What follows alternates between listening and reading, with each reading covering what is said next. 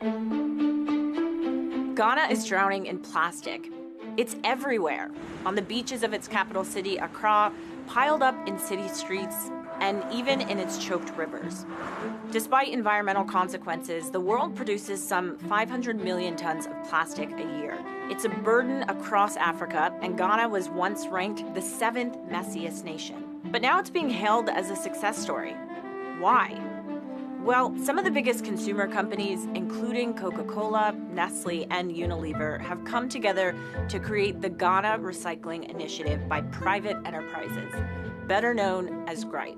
GRIPE is a good example of the kind of organizations that are springing up all over the world in response to growing anger over plastic pollution. These private sector collaborations are made up of the same companies selling the plastic that ends up as waste, and they hit many of the same talking points wherever they are. Recycling good, plastic bans bad.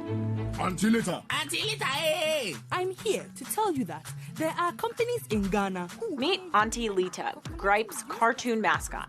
She goes around reprimanding Ghanaians for dropping their trash and not sorting it properly. The message from these companies seems to be, it's not us, it's you. Ghana has a terrible recycling rate, as low as 0.1% for plastic, according to one estimate. You would think having access to funding from multi-billion-dollar companies would help, but some of GRIPE's flagship initiatives just aren't working. A permanent plastic collection center that GRIPE sponsored in one of the most polluted areas of Accra was abandoned after only a few months. A plan to collect plastic bottles at gas stations had stopped functioning. The problem isn't that people are untidy, it's that there's very little waste collection and few trash cans. Consumers have no easy way to dispose of the plastic they're buying. Proper waste collection and building factories that can recycle plastic is expensive, and GRIPE's members haven't contributed anywhere near enough to make a difference.